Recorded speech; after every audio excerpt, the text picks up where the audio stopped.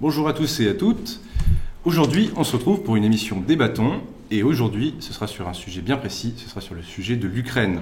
Donc je suis en compagnie de Axel. Bonjour Axel. Bonjour, donc étudiant à HUI en 4e année. Et on a le plaisir d'animer cette émission sur l'Ukraine aujourd'hui. Voilà. Parce qu'aujourd'hui, on sera accompagné d'éminents invités qui sont en fait des experts en géopolitique qui vont se présenter plus en détail. Donc sans plus tarder, on va commencer par Marcello. Ok, moi je suis Marcello Ciola, je suis ATR en sciences politiques, donc attaché temporaire d'enseignement et recherche en sciences politiques à l'École internationale d'études politiques. Et j'enseigne en institutions politiques comparées, toujours à l'École internationale d'études politiques de Paris, de Fontainebleau en fait, et histoire des institutions politiques à l'Université Guglielmo Marconi de Rome. Alors Frédéric Duvillier, moi j'enseigne la géopolitique depuis 16 ans à HEI, et puis à la Cato et dans d'autres institutions. Voilà. Sarah Benkerif, donc enseignante en géopolitique et en stratégie, dont à la Cato depuis maintenant 15 ans, et diplômée de Sciences Po Lille sous la direction de Pascal Boniface, qui est aujourd'hui directeur de l'Institut des relations internationales et stratégiques. Voilà. Très bien. Merci beaucoup. Donc aujourd'hui, vous êtes invité sur le sujet de l'Ukraine. Ça fait maintenant des années qu'on entend parler de la situation géopolitique en Ukraine, et surtout ces derniers mois, d'où l'intérêt de faire cette émission, puisque la première idée qu'on a eue de faire cette émission, c'était pour informer les gens. Parce que le problème, c'est qu'avec les réseaux sociaux et sur les plateaux télé, il s'avère que beaucoup d'avis se font entendre, et pas forcément les plus pertinents. Donc on a voulu avoir l'œil des experts à ce sujet, en plus d'y incorporer notre petite touche étudiante. Donc on va introduire par un petit contexte, parce que l'Ukraine c'est un pays, et un pays ça a une histoire. Donc on va commencer par rappeler d'où vient l'Ukraine en fait, puisque on entend souvent parler la Russie, et surtout Vladimir Poutine ces derniers temps, qui nous explique que la Russie est la sœur de l'Ukraine, en tout cas la grande sœur, et d'où ça vient. Et ben cette question elle remonte en fait au Moyen-Âge, puisque à l'origine, l'Ukraine et la Russie formaient ce qu'on appelait la Russe de Kiev, qui s'est créée apparemment au IXe siècle environ, il n'y a pas d'estimation précise à ce sujet, et qui a duré jusqu'au XIIIe siècle, avant d'être une province pendant quelques siècles, et finalement réapparaître sous le nom de République populaire d'Ukraine en 1917, avant d'être rattachée à l'Union soviétique jusqu'en 1991. Depuis, il y a l'indépendance de l'Ukraine, comme on le connaît, et c'est un pays qui a un poids en Europe. Je vais laisser parler Axel à ce sujet, puisqu'il a quelques statistiques à nous donner. Au niveau des statistiques, pour vous donner une ordre d'idée de ce que représente l'Ukraine aujourd'hui, c'est la première réserve européenne du minerai d'uranium. On a aussi la deuxième réserve mondiale en minerai de fer, avec 30 milliards de tonnes, des chiffres qu'on ne peut même pas s'imaginer en tête. Elle a aussi une très grande puissance agricole, elle peut répondre aux besoins alimentaires de 600 millions de personnes. On va pouvoir poser des questions sur ce sujet, puisque la crise va impacter énormément de populations à travers le monde, et pas que en Europe. Elle est aussi la plus grande superficie de terres arables d'Europe, toujours la bonne puissance agricole. Premier exportateur mondial d'huile de tournesol, deuxième exportateur mondial d'orgeat et quatrième exportateur mondial. Et on peut en citer comme ça énormément. C'est vraiment une terre qui a énormément de ressources naturelles et qui exporte beaucoup dans le monde entier. Et qui est donc forcément un enjeu stratégique pour l'envahisseur russe, parce qu'on peut littéralement parler d'invasion de la Russie depuis le 24 février. Tout d'abord, on aimerait savoir, d'après vous, quelles sont les raisons de cette invasion en Ukraine? Parce que, par exemple, Vladimir Poutine avait parlé de dénazification et d'autres arguments qui sont souvent mis en avant par le gouvernement russe. Mais qu'en est-il vraiment? Est-ce que le discours officiel est-il complètement en accord, ou est-ce qu'on ne nous dit pas tout? Qui veut commencer? Moi, je veux bien commencer. En fait, il y a des relations très compliquées entre l'Ukraine et la Russie qui remontent. Vous l'avez dit, en fait, l'Ukraine, c'est pour les Russes l'origine de la Russie. Mais si on veut revenir à une histoire un peu plus récente, il faut peut-être parler du Donbass, avec ces oblasts que sont les fameux districts du Donetsk et de Lugansk, où il y a à la fois une population russophone, mais russophile, et qui, dans les accords de Minsk qui ont été signés en 2015, à la fois par le président ukrainien et puis par Vladimir Poutine, en présence de Angela Merkel et de François Hollande, il était reconnu que ces territoires auraient une certaine autonomie. Donc le premier problème, en fait, pour Poutine, c'est que on a trahi, en fait, pour les Occidentaux, où l'Ukraine n'a pas respecté cette large autonomie de ces territoires. Et par exemple, un reporter qui s'appelle Bonnel, qui a fait beaucoup de papiers sur Libé, qui expliquait que depuis 7 ans, on envoyait des pluies de roquettes sur ce territoire et que ces populations étaient victimes, qu'un certain nombre de morts s'étaient faits depuis ce temps-là. Et on estime qu'il y a 14 000 morts à peu près dans le Donbass. La deuxième question, c'est l'extension de l'OTAN.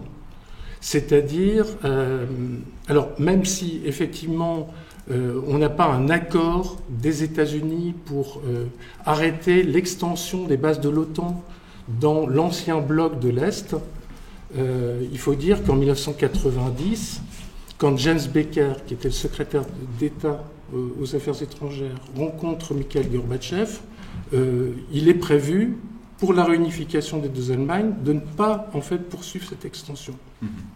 Or, depuis 1999, on a intégré des pays, comme par exemple la Pologne. On a intégré en 2014 7 pays, et depuis, on en a 14. Et d'ailleurs, en 1999, quand on a mis la Pologne dans l'OTAN, c'est l'arrivée de Poutine au pouvoir, en 1999, et Poutine avait dit bon, la Pologne c'est une chose, mais quand ça sera l'Ukraine, ça posera problème. Alors, je termine, parce que j'ai pris beaucoup de temps, mais en fait, il y a une obsession chez les Russes, obsidionale, c'est-à-dire c'est un territoire qui se voit assiégé, parce qu'il a besoin d'un glacis de protection, un territoire de protection. Alors, ça paraît un peu paradoxal, parce que c'est un territoire qui est immense, mais qui s'explique par son histoire.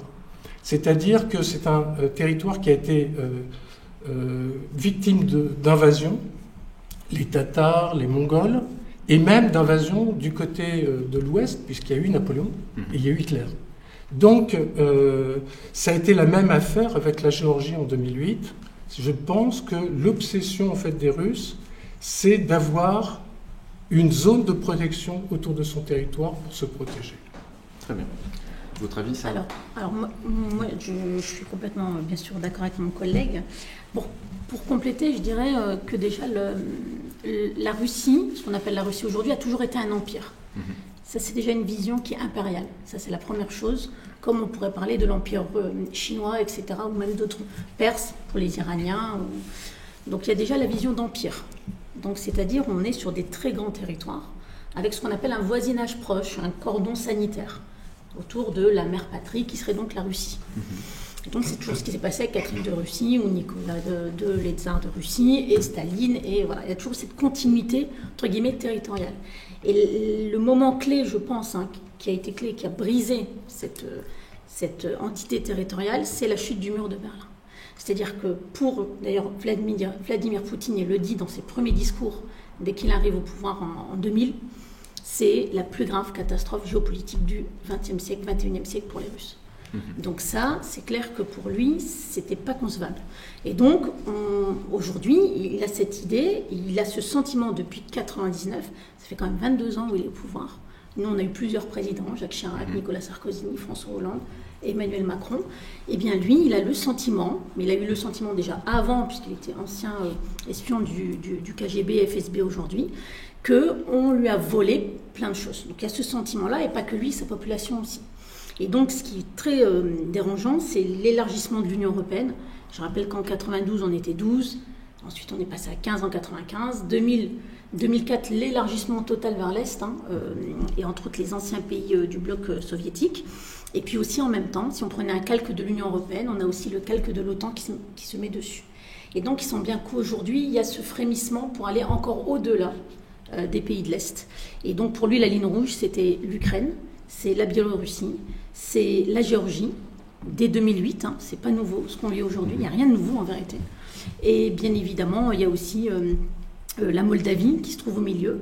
Et donc, voilà. Donc, l'idée, c'est aussi de sécuriser son voisinage proche, en fait, sa frontière directe. Ce qui n'est pas faux, puisque l'Ukraine, c'est la frontière directe de la Russie. Bien sûr.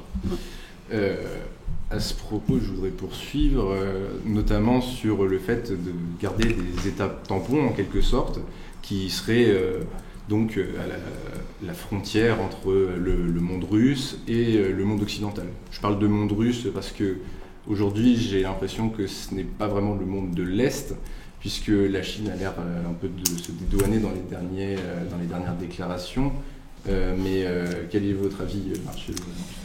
Alors moi, à propos de la frontière géopolitique russe, je voulais rebondir sur ce qu'ils ont dit, parce que c'est une lecture géopolitique très courante, qu'on retrouve un peu dans pas mal d'analyses géopolitiques. Moi, je ne suis pas un géopolitiste, j'étudie bien évidemment les relations internationales que ne sont pas la géopolitique. Si on veut partir des accords de Minsk, il faut mentionner le fait que dans les accords de Minsk n'était pas que prévu le fait de l'autonomie, ou disons réforme dans le sens fédéral du pays de l'Ukraine. D'ailleurs, une réforme très fortement, on va dire, encouragée par l'Union européenne à travers les accords d'association. Mais dans les accords de Minsk était prévu aussi le fait que on va dire, les miliciens philo-russes, ils devaient déposer leurs armes et que donc, pour faire une réforme dans le sens fédéral du pays, les miliciens devaient arrêter la guerre civile. Et donc, les Russes, ils devaient sortir militairement du conflit, ce qu'ils n'ont pas fait. Donc, les premiers à ne pas respecter les accords de Minsk ont été les Russes et pas que les Ukrainiens. Après, concernant l'élargissement de l'OTAN, c'est tout à fait vrai, ce que Frédéric a dit. Mais après, on a eu des accords, c'est vrai que, bien évidemment, on a eu des accords au niveau oral, on va dire, mais ça vaut ce que ça vaut.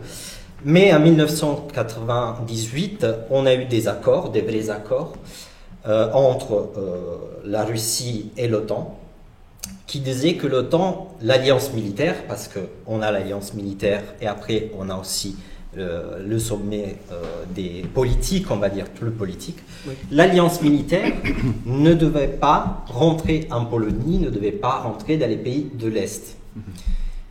Et les pays, le dernier élargissement de l'OTAN à l'Est, donc vers la Russie, a été fait en 2004. En 2008, au sommet de l'OTAN d'avril 2018, Vladimir Poutine était là, avril 2018, et il est sorti content du sommet de l'OTAN parce que l'OTAN, il avait dit l'Ukraine et la Géorgie, on ne va pas les toucher. On sait qu'ils veulent rentrer dans l'OTAN, mais ils ne vont pas rentrer. Et nous, on ne va pas mettre on va dire l'armée de l'OTAN sur les territoires de Roumanie, Pologne, etc. Ça a été fait. En fait, aujourd'hui, on a l'OTAN dans les pays baltes et en Pologne, mais on a l'OTAN depuis 2016. Donc l'armée de l'OTAN, l'alliance militaire, est rentrée en Pologne, en Roumanie et dans les pays baltes en 2016. Tout simplement parce que la Russie avait annexé la Crimée.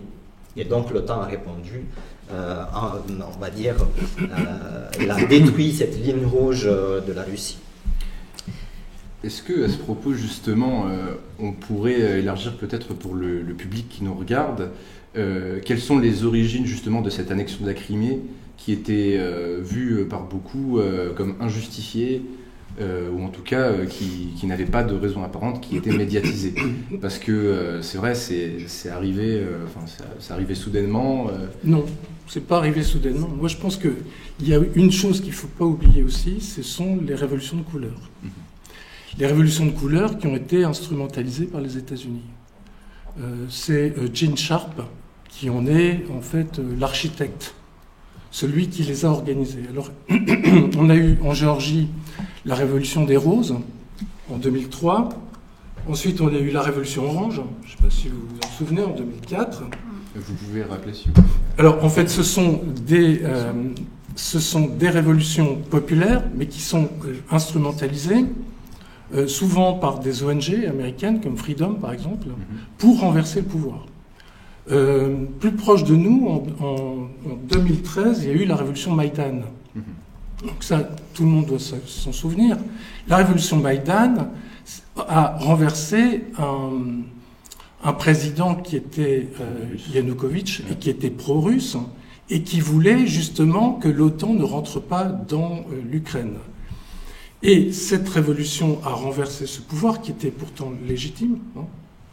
Et à partir de là, la réponse en fait de Vladimir Poutine, ça a été l'annexion en 2014. Là, on est en 2013-2014. Ça a été la révolution en fait de la Crimée. Moi, je pense que il ne faut pas rentrer dans le jeu de se dire bon, il a fait ça, j'ai fait ça. En fait, je pense qu'il ne faut pas prendre parti. Oui, il faut se dire qu'il y a une montée de l'escalade entre. En fait, le jeu principal, c'est le jeu entre les États-Unis et les Russes. Et parce que je pense que les Russes n'acceptent pas, les Américains n'acceptent pas que le monde est devenu multipolaire. Et donc, ils veulent encore une présence otanienne. Et d'ailleurs, nous-mêmes, comme dit le général Vincent Desportes, en fait, la présence otanienne nous interdit d'avoir une défense européenne. En fait, nous ne pouvons pas à la fois avoir l'Europe de la défense et nous mettre sous la protection du parapluie américain, sous la protection de l'oncle Sam. Il y a une autre chose. Je crois que de toute façon, c'est inéluctable que l'OTAN disparaisse, parce que d'abord, c'était la fin de la guerre froide, comme l'a très bien dit Sarah. Puisque le pacte de Varsovie, le CEM a été dissous, en fait. Tout ça, ça a été dissous. Mais je crois que c'est inéluctable parce que les Américains ont changé. Ce que Vladimir Poutine n'a pas compris, c'est que les Ukrainiens avaient changé, qu'ils avaient un sentiment national, et que cette guerre est évidemment inacceptable. On ne peut pas l'accepter. Mais on n'a pas compris aussi que les Américains avaient changé. Que en 1917 et en 1944, l'Américain moyen s'appelait John.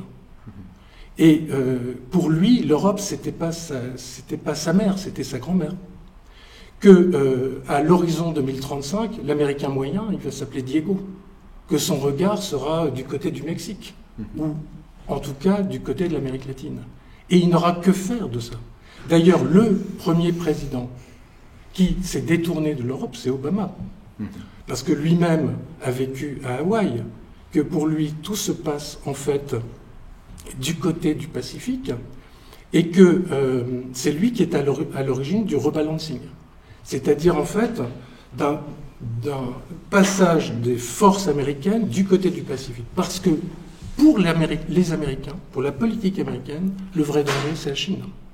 D'ailleurs, je pense que dans cette affaire, il y a le coup d'après, c'est que va-t-on dire un jour aux Chinois, à qui on demande aujourd'hui de faire les bons offices diplomatiques, quand, effectivement, la Chine va revendiquer Taïwan. C'est un peu l'histoire de la Crimée, vous voyez, oui, bien sûr. En fait, ils veulent bien une Chine de région, mais ils ne veulent pas deux Chines de régime, les Chinois de Pékin. Donc là, il y a une poche, en fait, de guerre à venir. C'est ce qu'explique d'ailleurs Graham Allison dans son piège de Thucydide.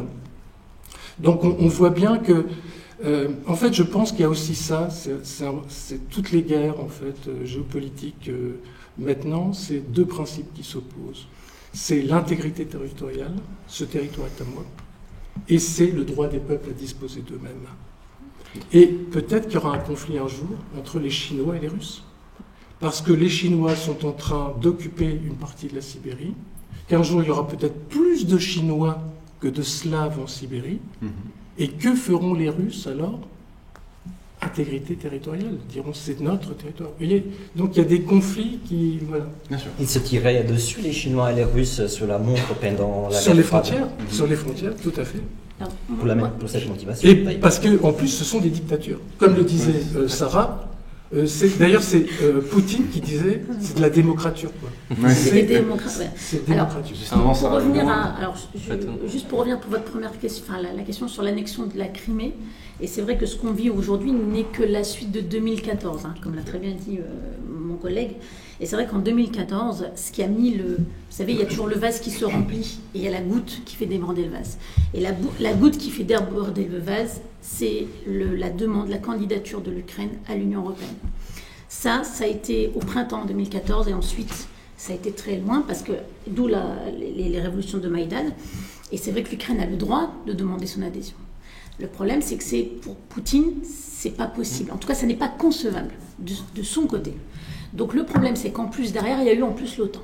Et c'est vrai qu'aujourd'hui, et paradoxalement, quand on voit l'actualité récente, encore hier, avant-hier, ce que nous disent les deux partis, ou les deux, Volodymyr Zelensky et Vladimir Poutine, tous les deux nous disent, vous avez vu, on a eu raison. L'un dit, si j'avais été à l'OTAN, j'aurais pas eu l'invasion. Et l'autre dit, vous voyez, vous voulez les mettre dans l'OTAN, et heureusement qu'ils n'y sont pas, je n'aurais pas pu sécuriser ma frontière. Et donc, quelque part, c'est un peu... on leur donne quelque part raison, et là, ça va être compliqué pour... Quand je dis nous, c'est les Européens, mais je rappelle qu'il n'y a pas que les Européens. Le monde entier regarde ce conflit. Un point que j'aimerais soulever la première partie de votre intervention sur le fait que la Russie était un empire de longue date. Est-ce que la Russie ne serait pas aussi menacée, moins militairement, mais plus idéologiquement, peut-être de voir un pays comme l'Ukraine plus démocratiser toutes les idéologies?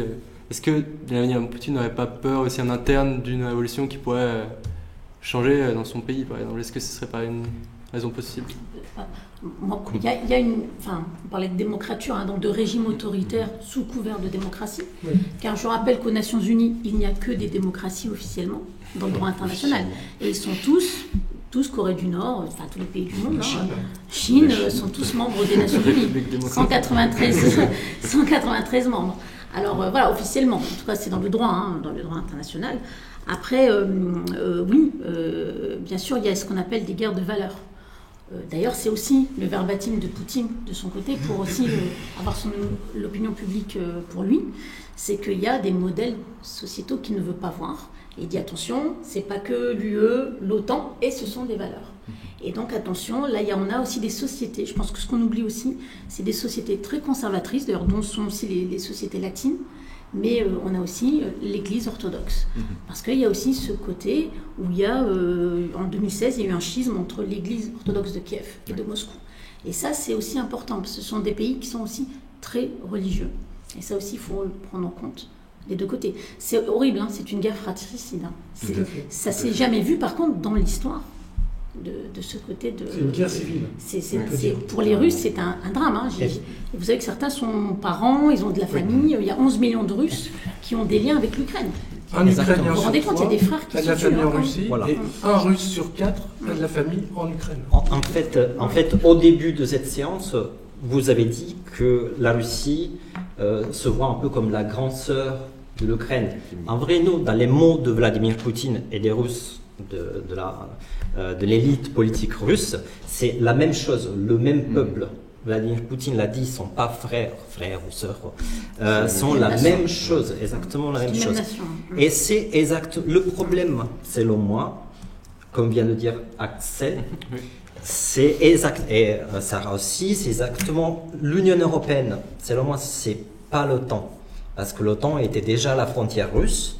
Et avec la guerre, la Russie, c'est très bien qui pousse la Géorgie, la Finlandie, l'Ukraine vers l'OTAN. à travers cette guerre. Le problème, c'est l'Association Agreement avec l'Union européenne. Parce que le peuple russe et les Russes ne supporteraient pas, en tout cas c'est une hypothèse liée aux valeurs démocratiques, le peuple russe ne supporterait pas de voir une Ukraine capitaliste, économiquement riche, on va dire. Probablement, on ne sait pas, hein, après le capitalisme ça peut mal tourner, on le sait très bien. Mais elle est un peu capitaliste déjà. Oui. Et démocratique, surtout démocratique. Oui. Et les Russes qui dialoguent justement avec les Ukraines, parce qu'un Ukraine sur 3 de la famille en Russie, à un moment donné, se peuvent dire pourquoi les Ukraines, oui, et nous, on doit rester une autocratie, une démocratie autoritaire, une démocrature. Oui. Et donc, le problème, c'est de stabilité interne du régime de Vladimir Poutine. Ça, c'est une autre lecture au-delà. Moi, j'assimilerais ça, vous savez, un peu à ce que la famille Bush faisait, ce qu'on appelle des guerres préventives, les work states, etc. C'est-à-dire qu'on va faire la guerre avant qu'elle arrive. Donc, on va jouer les voyants en disant attention, ce modèle-là qui fait rêver, l'Union européenne, la liberté d'expression, et on voit bien ces dernières années tout ce qui s'est passé en Russie, dont les journalistes qui ont fui là encore récemment ces dernières semaines, évidemment ça fait rêver, et l'Europe fait rêver, et peut-être que la Russie fait moins rêver. Et donc c'est vrai que ça aussi, les époques ont changé. Par contre, c'est vrai que ce que vous avez dit, Frédéric, c'est tout à fait vrai, c'est-à-dire que le monde a changé. Mais les Américains, les Russes et les Chinois ne l'ont pas compris. Et moi, je pensais que les Européens allaient bien leur expliquer. Et j'ai l'impression qu'il y a je pense que l'Europe a un devoir d'aller faire beaucoup de pédagogie. Et puis encore, je le répète, il y a d'autres pays, dont l'Afrique qui est divisée, dont le Moyen-Orient, où il y a toujours des guerres qui sont là depuis plus de 20 ans et qui ne sont pas finies. La Syrie, l'Irak, l'Afghanistan, et eux voient ce qui se passe.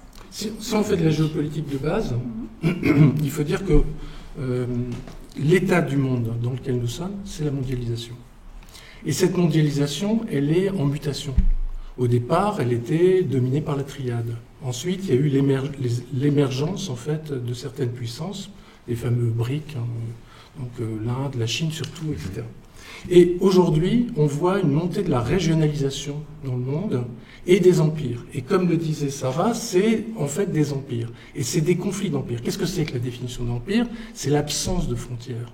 Mais l'Europe est un empire. C'est certainement la création géopolitique la plus importante du XXe siècle. C'est-à-dire qu'on a créé un empire de type nouveau sur la libre adhésion des peuples.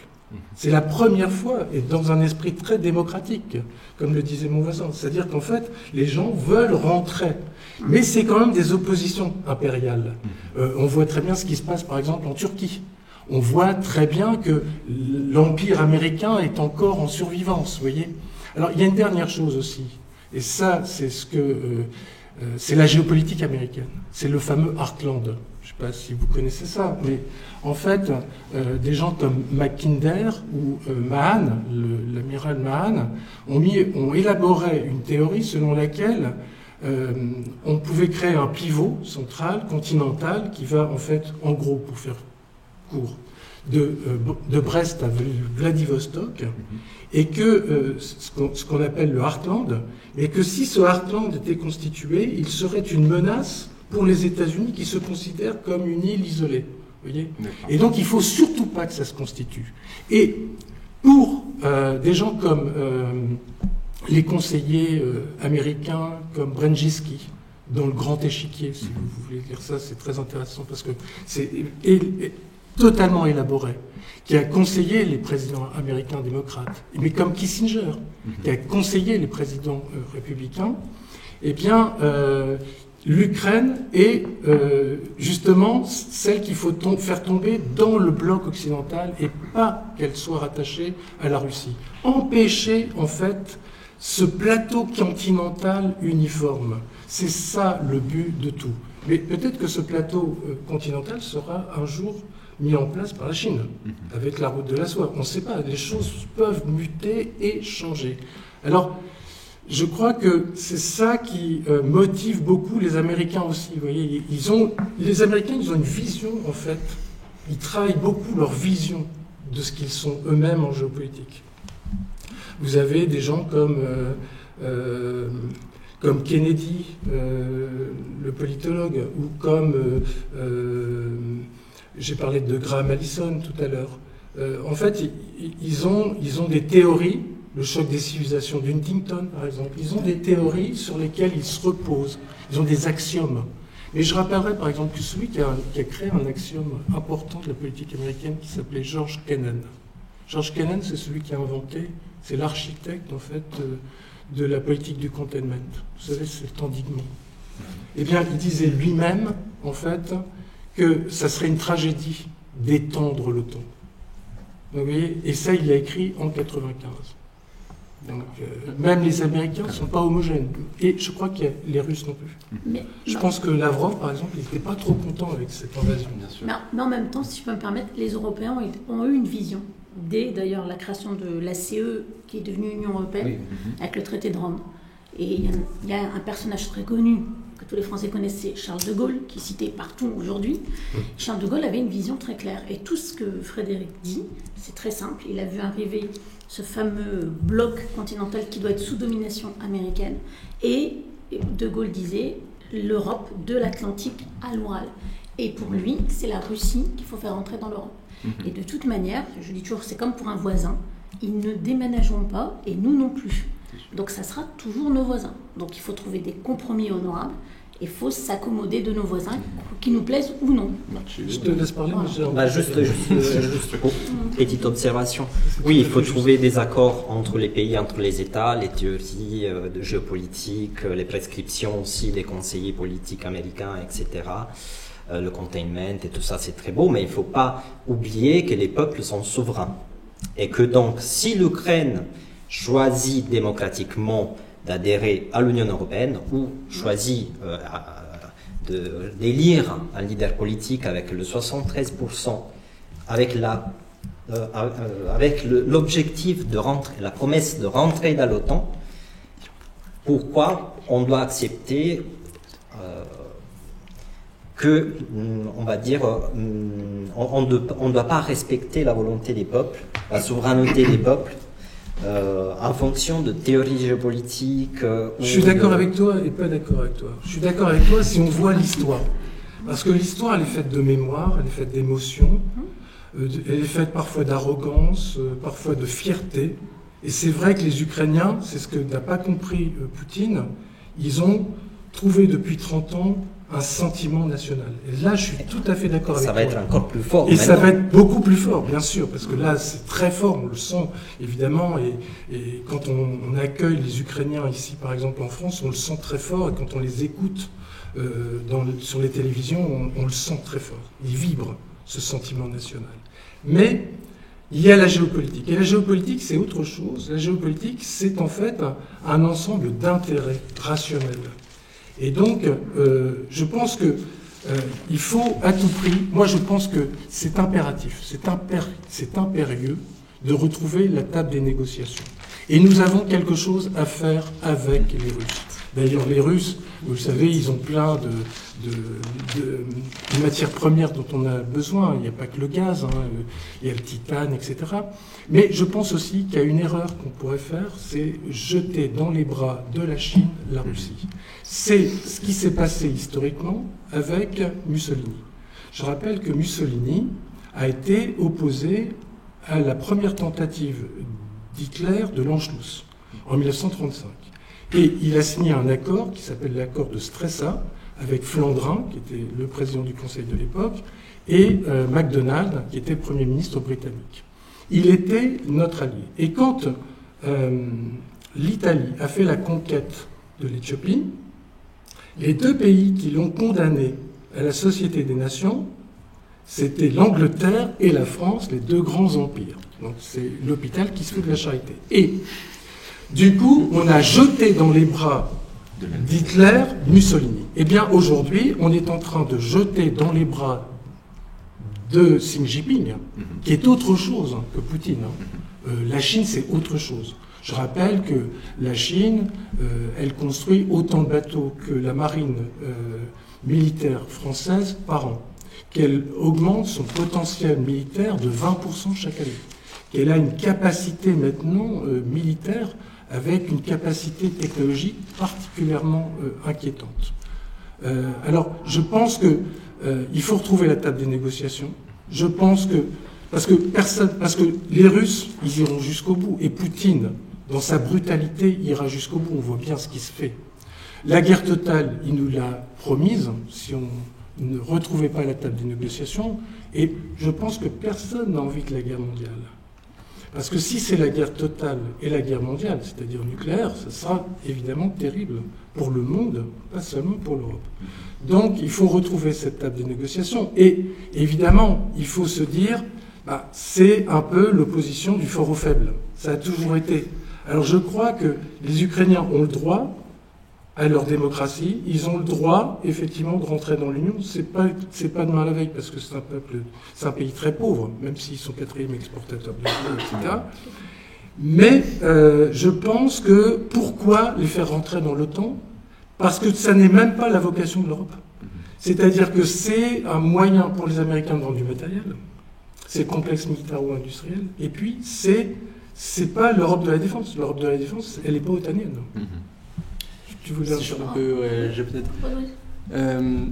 Vous pensez que là, les sanctions économiques ou tout le rôle de l'Europe est suffisant? Est-ce que vous pensez que la réponse européenne est adaptée? Est-ce que les Ukrainiens, vous dites que Vladimir Poutine ira au bout, est-ce que le peuple ukrainien a quand même une chance de résister avec l'aide internationale? Et pour ajouter à la question d'Axel, vous parliez tout à l'heure, Frédéric, de la survivance des États-Unis. Justement, quelle est encore la place des États-Unis en Europe, sachant que j'ai l'impression qu'on assiste à la remilitarisation de l'Europe, littéralement. Donc oui. C'est là que la question ce que certains disent comme le vassal des États-Unis, qu'ils considèrent comme l'Europe, littéralement. Oui. Quelle est justement cette place du vassal au sein de la cour, en fait? Pas vassal, mais allié. Voilà. Je pense qu'on doit être allié des États-Unis, mais pas dans la vassalité. Je pense qu'ici, tout le monde est d'accord. L'alliance entre pairs. Voilà, exactement. Mais il faut que l'Europe bouge un peu. Oui, elle doit se construire, elle doit continuer. Et Vladimir Poutine nous aide, et maintenant... Oui, tout à fait. Je pense qu'ailleurs, dans ces sanctions, les sanctions que l'on fait... Non, pas du tout, non, les sanctions que l'on fait, chacun... Parce que, il y a, par exemple, le système SWIFT, là, de transfert financier. SWIFT. Ils ont en fait déjà prévu une alternative. Ils ont passé un accord avec 20 pays. Il y a déjà une alternative chinoise. Je pense que ça change. Et je rajouterais même une autre alternative. On oublie qu'on est dans la 3e révolution numérique, d'où notre émission d'ailleurs, et il y a les bitcoins. Et bien évidemment, aujourd'hui, il y a les blockchains, etc. C'est pas vous que je vais l'expliquer ici, école d'ingénieur. Où aujourd'hui, même tout nous dépasse. Même moi, je ne comprends pas tout. Par contre, aujourd'hui, on est en 2022. Souvent, je le répète en cours. On n'est plus en 1990. On n'est plus au 19e siècle. Et c'est pour ça que certains ont des réflexes quand même. J'ai l'impression que certains ont des réflexes qui datent même pas de la guerre froide. Souvent on dit la guerre froide. Non, mais même d'avant. Moi, des fois, j'ai l'impression qu'on est au 19e siècle. Quand vous parliez d'empire, etc. De, par exemple, donner des leçons à certains et de faire la même chose. La Russie, oui, elle ira au bout, parce que il faut se souvenir ce qu'elle a fait à Alep. Il faut se souvenir de ce qui se passe en Afghanistan. Je rappelle que la guerre en Irak de 2003 est illégale dans le droit. Il y a des guerres, il y a par exemple, moi j'ai revu, vous savez, dans ce que je vois depuis 15 jours, je revois plus la doctrine McNamara, guerre, commerce et dette. C'était un conseiller en fait du président américain pour la guerre du Vietnam. C'est lui qui disait il faut faire des guerres parce que ça va à la fois occuper certains territoires et derrière on fait du commerce. Ça m'a rappelé les avions. Vous savez, l'Amérique qui donne une super idée à la Pologne de repeindre, je cite, de repeindre en bleu et en jaune leurs avions et qu'eux leur donneraient des avions. Heureusement, les Polonais, c'est plus les Polonais du 19e siècle, ont dit ok, nous plutôt, ce qu'on va faire, on envoie nos avions dans vos bases à l'OTAN en Allemagne et vous enverrez vos avions. Si vous voulez, on met nos pilotes et on prend vos avions. Et là, ce qui s'est passé, c'est que Kamala Harris, elle a pris un avion, elle est venue dardard en Europe.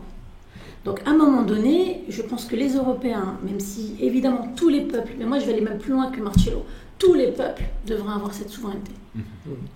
Et je parle de l'Érythrée, je parle du Soudan, et je parle de l'Afghanistan, et je vais parler de tous les pays du monde, parce que le Yémen, depuis 2014. Pas de Qu'est-ce sanctions. qui se passe au Yémen? Il n'y a pas de sanctions. Et attention, quand on parle de crimes de la guerre, parce qu'il y a aussi un droit de la guerre, ce qui semble un peu... Voilà. Les droits de la guerre, on n'a pas le droit de bombarder des villes, des hôpitaux, des écoles, etc., des casernes de pompiers. Et c'est ce qui se passe depuis 2014 aussi au Yémen. Donc à un moment donné, vous comprenez bien qu'attention, je dis attention, le monde regarde ce qui se passe. Le monde regarde les Européens en train de aussi faire leur conseil aujourd'hui là, à Versailles, les 10 et 11 mars. Il y a un conseil à Versailles. Attention, les 2 poids 10 mesures, parce que c'est même plus 2 poids 2 mesures. Et Poutine, il est en train de prendre des notes, et il va aller voir tous ses amis qui n'ont pas voté contre lui, tous ceux qui sont abstenus. Vous savez, il y a eu un vote de résolution, moi je trouve que c'est ça qui est emblématique. Il y a eu 35 abstentions. Dans les abstentions, on a la Chine, on a l'Inde, on a l'Irak, on a le Pakistan, on a l'Iran, le Sénégal, l'Algérie, l'Afrique du Sud, la Centrafrique, le Mali. Tous ces pays d'Afrique, l'Afrique est divisée sur ce sujet, parce qu'il y a aussi ces pays qui, eux, n'attendent pas près du gaz et du pétrole, mais du blé qui vient d'Ukraine et de Russie. C'est-à-dire que, par exemple, comme j'ai pu le dire tout à l'heure, le Liban, dans 2 mois, il y a une famine au Liban. Tout vient de cette zone. Donc attention, là, on n'est pas tout seul. Et on a l'impression, peut-être nous en Europe, qu'on est tout seul parce qu'on est proche, mais en fait, c'est ce qu'on vit depuis les guerres régionales, depuis les années 90. Oui, il y avait la première question d'Axel à laquelle on n'a pas répondu peut-être. C'était la chance... Les sanctions européennes sanctions. contre la Russie sont-elles efficaces? Ah, ok, d'accord. Moi, je ne trouve Ouais. pas, parce qu'elles se retournent contre nous. Je pense qu'un Russe qui vit avec le rouble ou le troc sera moins impacté. Il a connu l'Union soviétique Tout à fait. pour beaucoup, et Et la chute. les pénuries et compagnie. Ça sera moins pénible pour eux que pour nous. Mais je crois que, si vous voulez, moi je pense qu'il faut mettre des limites à Poutine, des vraies limites.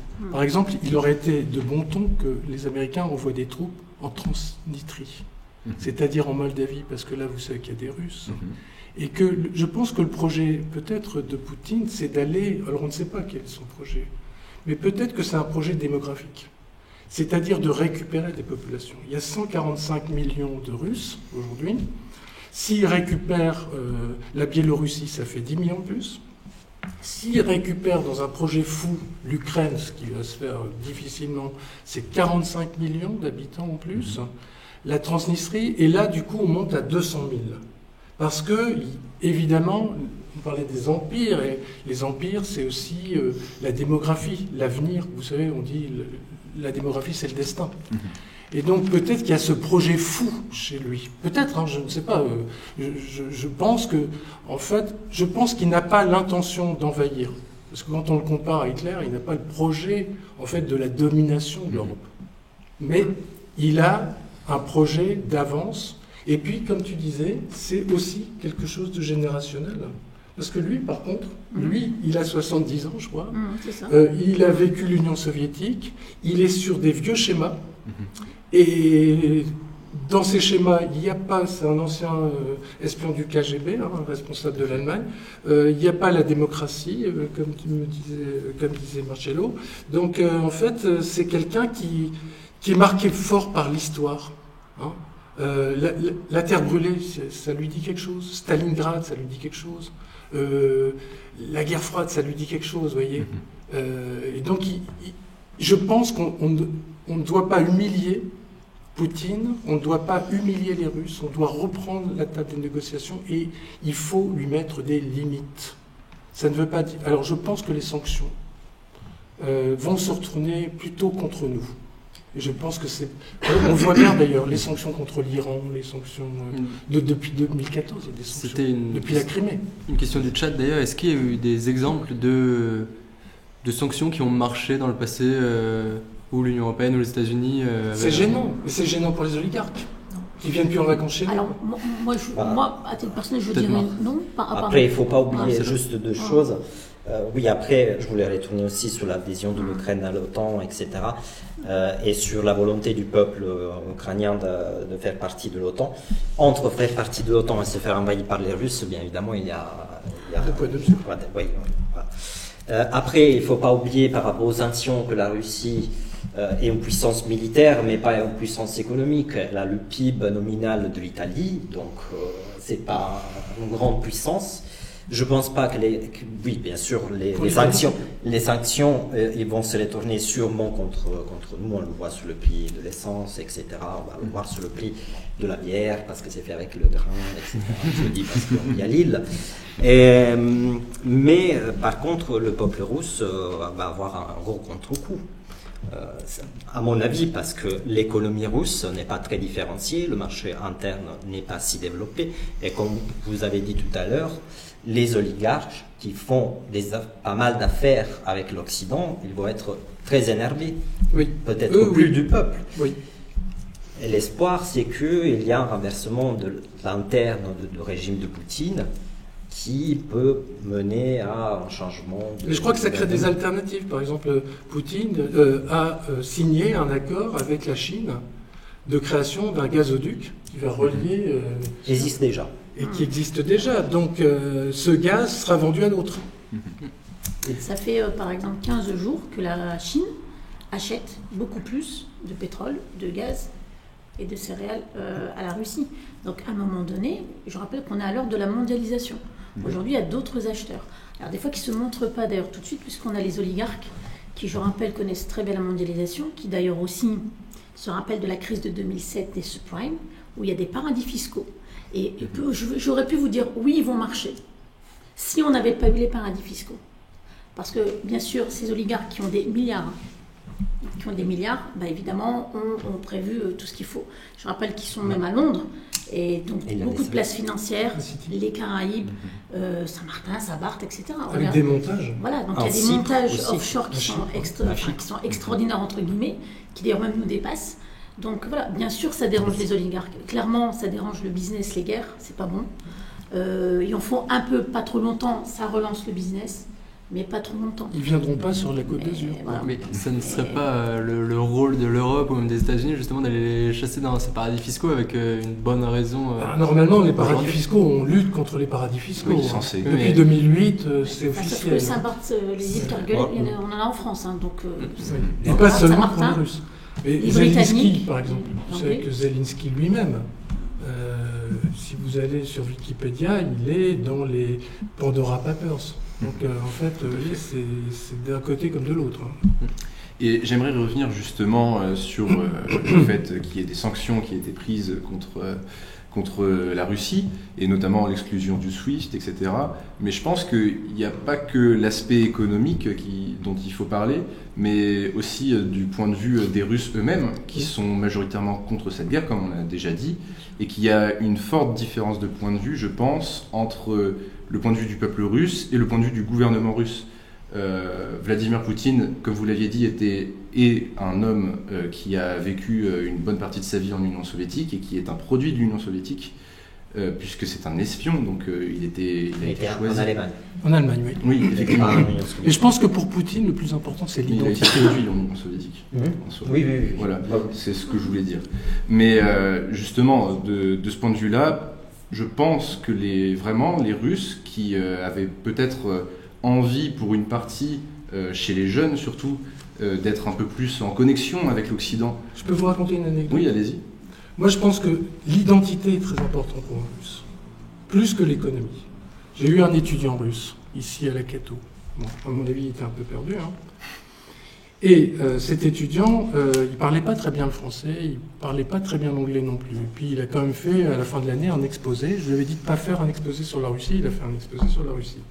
Et quand on l'a écouté, en fait, la Russie, c'était le plus beau pays, même le climat, c'était sympa.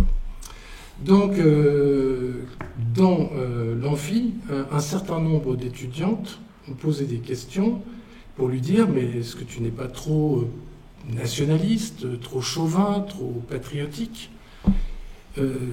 Lui disait non. Et il y en a une qui lui dit « Mais c'est quoi la Russie pour toi ?» Il se lève, il met sa main sur le cœur et il dit « La Russie, c'est comme ma mère. Moi, je suis prêt à mourir pour ma mère. » Ça a fait rire tout l'amphi. Parce qu'il y a cette incompréhension du regard de l'autre. C'est-à-dire que, évidemment, les Européens pour aller se battre, ça va être compliqué. Vous avez vu, les Américains ne sont pas prêts. Hein. Joe Biden l'a bien dit, il n'ira pas se battre pour l'Ukraine. Mais je pense que les Russes, peut-être. Alors, c'est vrai qu'il y a des changements. C'est vrai qu'il y a, comme disait Sarah, il y a la mondialisation. Il y a maintenant une jeunesse qui regarde du côté de l'Occident, qui a envie de ça, qui a envie de la démocratie, comme le disait mon voisin. Mais, bon, il y a des choses qui restent encore, quoi. Je crois que les choses sont en mutation, voilà. Alors, concernant l'opinion publique russe, c'est ça votre question. D'abord, il y a la censure, évidemment, qui est très forte. Déjà, qui était forte avant, la crise en Ukraine. Et qui, là, est encore plus forte depuis 15 jours, puisqu'ils ont même supprimé des chaînes de radio, de télé russes. Ils ont interdit d'antenne, dont d'ailleurs aussi en Europe aussi. On a censuré des chaînes russes, dont Sputnik et RTE TV, par exemple. Bref, et donc, on a ça. Mais il y a aussi le vocable. C'est-à-dire que Poutine parle d'opération spéciale. Il parle d'apporter la paix. Il parle de protéger la population. Et Poutine a retenu une chose, c'est qu'il sait que l'histoire est écrite par les vainqueurs. Donc il fait très attention à tout ce qui est dit. D'ailleurs, je trouve qu'en Europe, on devrait faire très attention à tout ce qu'on dit, parce que je trouve qu'il y a des choses qui sont dites qui peuvent même se retourner contre les États demain. Parce que vous avez une guerre, il y a un début, il y a une fin, et après il y aura des procès. Et après il y aura, même si c'est peut-être très longtemps après, et il y a du droit international. Et il y a des choses qu'aujourd'hui, je trouve qu'on parle peut-être trop, on parle mal alors qu'il faudrait peut-être apaiser les choses. Et voilà. Mais c'est clair que l'approche culturelle, vous savez, c'est vrai que nous en Europe, on a une autre vision, encore une fois, on a une autre culture, on est des pays latins. Comme en Asie, comme pour la Chine ou la Russie, vous savez, on ne leur apprend pas que ce sont des régimes autoritaires. Moi aussi, j'ai eu des étudiants chinois ou autres. Voilà, je veux dire, ils le savent, mais nous, on a une ils aiment leur liberté pays. de parole, quoi. Voilà, c'est ça aussi. Et puis, ils sont peut-être très patriotes, je veux dire. C'est ça. Voilà, très patriotes. Très patriotes, mais très, très. Voilà. Oui. Oui. Si tu veux, c'est ta question. Très bien. Donc, justement, on parlait des empires, etc. Et il s'est avéré que dans les derniers siècles, on a plutôt l'impression que la Russie a toujours été gouvernée par des régimes totalitaires, à vrai dire. Et est-ce qu'elle a vocation à toujours être dirigée par des pays qui ont une autorité forte, ou est-ce que justement le modèle démocratique peut-il se prouver dans des pays comme la Chine et la Russie ? On sort un peu du cadre, mais... Je pense que c'est ce qu'on vit. L'histoire russe, elle nous montre qu'elle est très violente, l'histoire russe. Les tsaréviches tués par les tsars, leur père, et inversement. Enfin, quand on regarde l'histoire russe, elle est très violente. Ensuite, quand on voit l'époque soviétique, bon, rien que dénoncer le nom de Staline, on comprend très bien. D'ailleurs, les Ukrainiens ont connu un génocide, d'une certaine manière, l'Holodomor. Tout le monde sait ça. Dans les années 32-33, c'est quand même la famine organisée par Staline, et c'est quand même, au bout du compte, pratiquement 8 millions de personnes, à peu près. Donc, une très grande brutalité. Je pense qu'il y a un despotisme asiatique du côté des... Si les Russes ont toujours voulu, par exemple les tsars comme Pierre le Grand, ont voulu créer avec Saint-Pétersbourg une capitale proche de l'Europe, il y a quand même ce côté un peu asiatique. Et je crois qu'en Asie, il y a une autre... En tout cas, quand il y a des démocraties, elles sont très autoritaires. Voilà. Ça n'existe pas un modèle adapté pour toutes les cultures politiques et les cultures des différentes sociétés, mais en même temps, on pourrait faire on pourrait dire la même chose de l'Allemagne. L'Allemagne, jusqu'aux années 90, a toujours été, on va dire, gouvernée pour la plus grande partie par des régimes autoritaires ou voire totalitaires. Mais après, ça a changé, donc il ne faut pas perdre l'espoir. L'important, c'est donner au peuple les moyens pour décider leur destin. Il y a des choses, par exemple, qui nous surprennent dans beaucoup de monde, dans beaucoup de pays du monde, je veux dire, il y a des minorités qui dominent des majorités. Nous, ça nous paraît pas tout à fait démocratique. On voit ça pour la Syrie, on a vu ça, par exemple, pour le Rwanda, pour d'autres... Alors, Voilà. Alors je pense, moi, personnellement, que la démocratie, c'est un peu comme un diamant, si vous voulez. Et cette démocratie, pour qu'elle soit tenue, il faut des griffes. Et donc, il faut travailler les conditions de la démocratie. C'est-à-dire que parachuter la démocratie du jour au lendemain, c'est jamais une bonne idée. Et donc, il faut évidemment une place pour les femmes. Le sort des femmes est important. Il faut un multipartisme. Il faut une presse libre. Il faut une éducation. Enfin, il faut des conditions. Or, il faut y travailler, ces conditions. Il faut changer de manière longue. Et notre expérience française, quand on voit entre 1848, février 1848, et le retour à des régimes dictatoriaux. Il y a eu Napoléon III, il y a eu l'État français. Enfin, c'est-à-dire que la démocratie, c'est précieux, c'est fragile, c'est un peu comme l'amour. Hein. Et donc, voilà, ça s'entretient et ça peut disparaître, même chez nous. Alors, a fortiori, dans des contrées qui ne l'ont jamais connu. Vous voyez ? Donc, quel est votre avis, Sarah? Mais moi je pense qu'on a des trésors et les gens ne se rendent pas compte. Nous, on a des acquis, c'est tellement normal pour nous et c'est pour ça que l'approche culturelle est aussi importante. Je rappelle que ce type de démocratie, nous on l'a eu pendant X révolutions. Je rappelle qu'on est déjà sous la 5e constitution, peut-être demain une 6e. Vous savez qu'il y a des candidats aujourd'hui qui veulent des 6e, ou peut-être demain encore des 7e constitutions. Donc on évolue, un pays évolue. L'Italie, qui s'est faite fin du 19e siècle, qui se construit, et qui aujourd'hui des fois a des soucis encore, etc. Et ça, c'est le propre des États. Un État, c'est pas figé. On ne peut pas figer les choses. Et je pense que beaucoup de pays, ce qu'on disait, mais je pense qu'il y a une incompréhension dans tous les sens. On ne peut pas dire à certains de ne pas aller là, pour des raisons, même si aujourd'hui, évidemment, il faut respecter le droit international. Le problème, c'est qu'en même temps, aujourd'hui, on paye aussi le droit qu'on a dévoyé. Aujourd'hui, on ne peut plus appuyer sur l'ONU, par exemple. Pourtant, on a des instances internationales pour régler ces problèmes.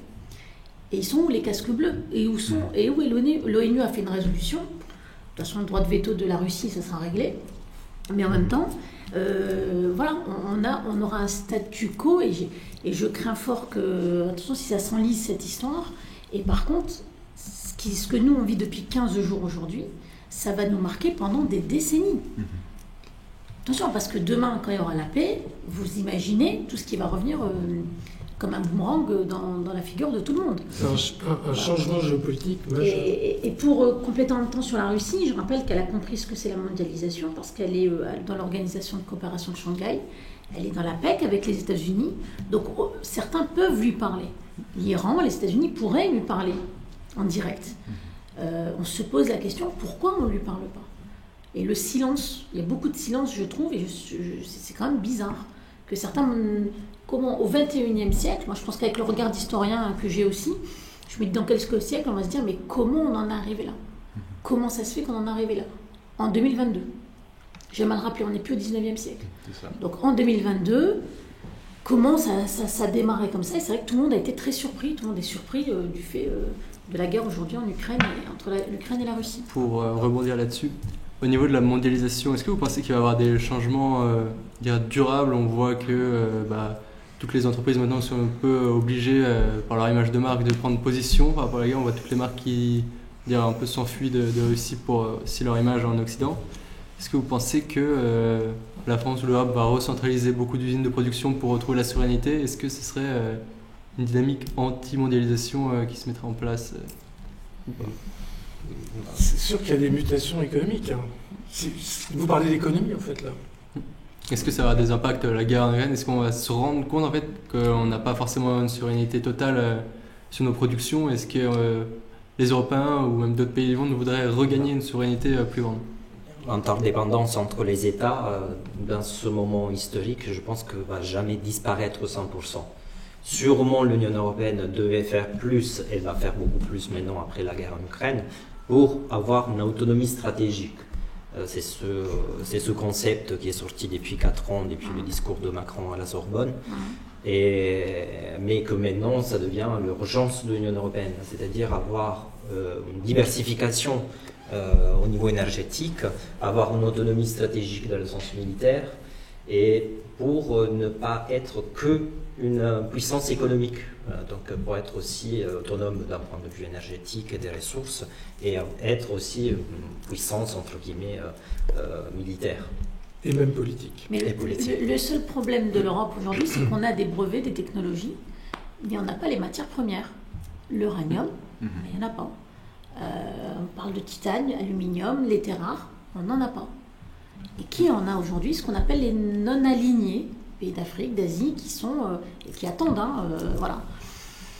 Oui, il y aura des grands vainqueurs. Ça, c'est clair que les grands vainqueurs, de toute façon, ce sera la Chine et les États-Unis. Ça, c'est clair.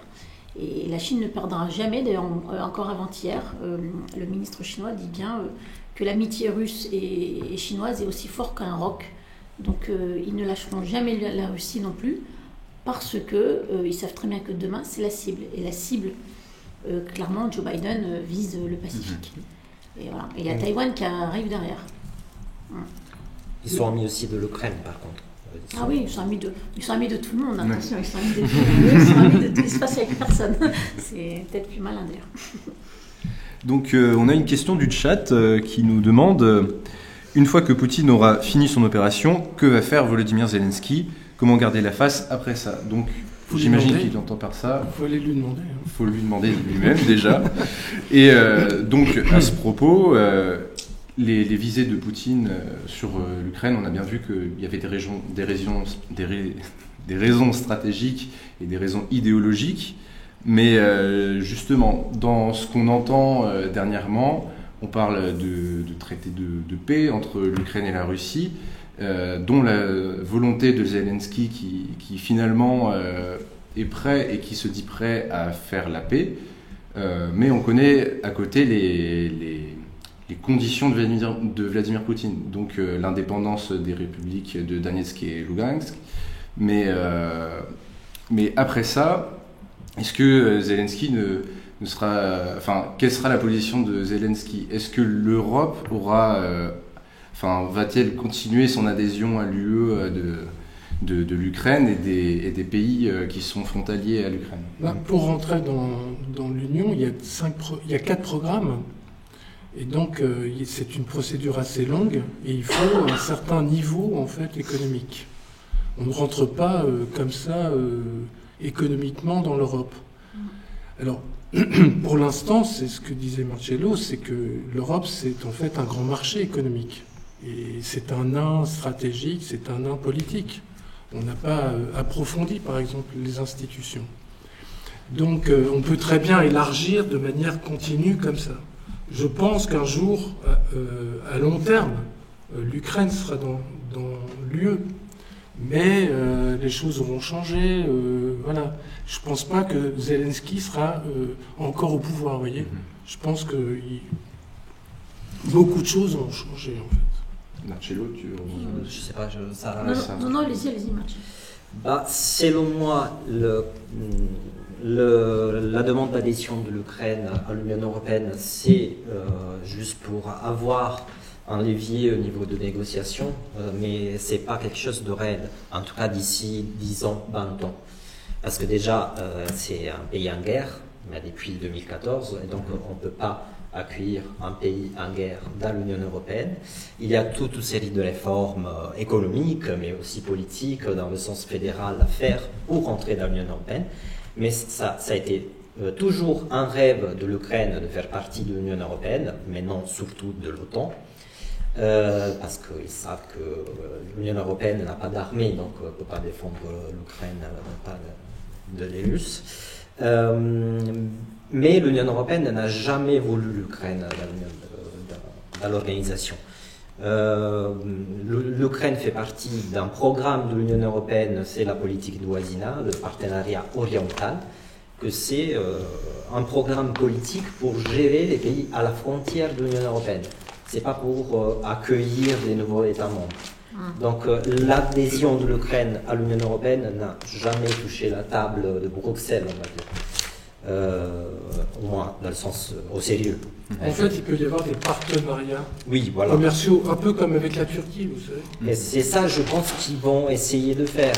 Pour trouver une solution à ce conflit, bien évidemment, la Russie va gagner, mais tout simplement parce qu'il y a un déséquilibre au niveau de force sur le terrain, même si l'Ukraine et l'armée ukrainienne fait du mal à la Russie, et pour chaque moyen détruit des Ukrainiens, il y a 3,5 moyens russes qui sont détruits. Donc, l'armée ukrainienne fait un grand travail au niveau stratégique, mais va perdre la guerre parce que c'est le rapport de force. Et Zelensky, l'unique chose qu'il peut faire, c'est arrêter la guerre, accueillir des casques bleus de l'ONU pour contrôler le territoire, surtout à l'est, et éventuellement trouver un compromis sur la Crimée. Hier est sorti un article de Kissinger sur le Washington Post qui disait de donner la Crimée à la Russie et de donner une très forte indépendance aux républiques de l'Est.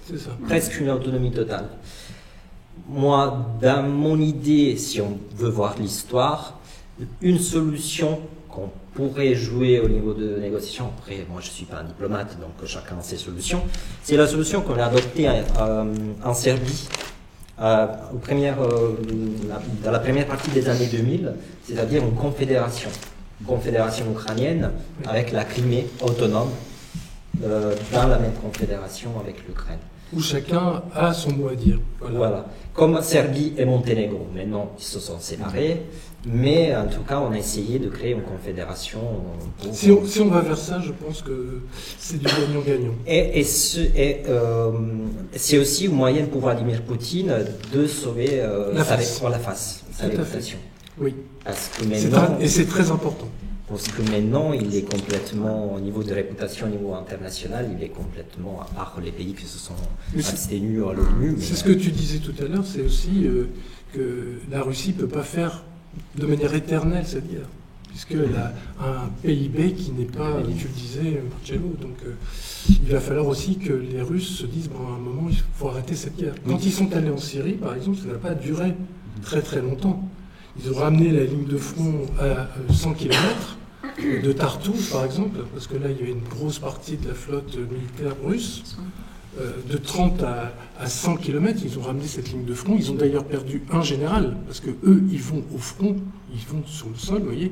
C'est l'identité, le patriotisme très important, mais ils sont rentrés chez eux. Et en Géorgie, c'est pareil. Quand Nicolas Sarkozy, en 2008, a négocié pour l'Europe le départ, il y avait quand même pratiquement 1 million de troupes russes de l'Ossétie du Sud et de l'Abkhazie. Eh bien, les Russes, un mois après, il n'y avait plus personne. Ils ont tenu leurs promesses. Ce qui n'est pas toujours le cas des Américains. Alors c'est vrai que, pour revenir sur... Moi, encore une fois, vous savez, je reprends toujours la phrase de Winston Churchill qui dit « Plus vous verrez loin dans le passé, plus vous verrez loin dans le futur ». Moi, je pense qu'il y a cette histoire de Géorgie, où la Géorgie a perdu quand même 20% de son territoire. Mais c'est vrai que les Russes sont sortis. Mais maintenant, on a l'Abkhazie et l'Ossétie du Sud. Où il y a des Russes. Où il y a des Russes. Donc moi, je pense que ce qui va se passer, un peu comme la Transnistrie, vous savez, c'est une région entre la Moldavie et l'Ukraine. Moi, je pense qu'ils vont pousser de la Transnistrie, ils vont prendre... Si on les laisse continuer, parce qu'on est à 15 jours de la guerre. Et on a l'impression que ça fait des mois. Vous reliez la mer d'Azov. Voilà, moi je pense qu'ils vont prendre... Alors si maintenant la gloire Odessa, pour Poutine, ça serait Odessa, c'est Catherine de Russie. Hein, donc c'est toutes des villes très historiques et c'est vraiment le patrimoine slave. Donc ça serait Odessa, tout le sud, mer d'Azov pour fermer. Et moi je pense qu'ils vont vouloir couper en deux l'Ukraine et faire ce qu'on appelle une partition. Donc il restera une Ukraine dite démocratique un peu, et puis plus la tendance. Dans l'idéal, parce qu'attention, si maintenant il y a des rapports de force, parce qu'attention, les Tchétchènes arrivent, que derrière on a aussi, on oublie les milices Wagner, les républiques du Kazakhstan. Attention, Poutine, même si au contraire je pense que certains jouent la discrétion, mais le soutiennent énormément, mais dans la discrétion. Contrairement à ce que nous on fait en Europe, on est trop peut-être visible. Et c'est pas très stratégique, hein. Dans l'art de la guerre de Sun Tzu, il vaut mieux être très discret. Voilà. Et donc moi je pense qu'il y aura, attention, c'est une guerre asymétrique. Donc après, est-ce qu'il y aura une guérilla? Mais évidemment, ce serait le pire si on Sans arriver ce- en Ukraine. Sun Tzu dit, pardon, excuse-moi. Pardon? Non, je voulais dire que selon moi, ils ne vont jamais arriver à contrôler la moitié du territoire ukrainien parce qu'on va avoir sûrement de la guérilla, de la résistance. Oui. Ouais. Ça va pas marcher comme l'Abkhazie et la... Ou- C'est une des alors, erreurs de attention, Poutine. ou alors- Il a mal évalué les choses. Moi, j'ai l'impression, parce que j'ai écouté l'interview sur ABC News aux États-Unis de Zelensky, qui dit qu'il est prêt à laisser la Crimée. Est-ce qu'il est prêt à dire, voilà, pour garder un territoire, pour avoir cette image? Je ne sais pas. Après, il faut voir, c'est le rapport de force économique aussi. Parce que pendant ce temps-là, les gens travaillent en coulisses et on ne sait pas évidemment ce qui se passe. Mais Catherine II s'appelait la Grande parce qu'elle avait récupéré la Crimée. donc C'est une sur la histoire, portion en Crimée, ça va être acquis. Mais maintenant, si on prend un peu de recul, même par rapport à peut-être ce qu'on enseignait en début d'année, c'est ce que Poutine réclamait depuis 2014. Ça veut dire qu'aujourd'hui, il va peut-être avoir ce qu'il réclamait et plus. Et je vous rappelle, nous, les conséquences sur le reste du monde. Et donc, on ne peut pas revenir en arrière.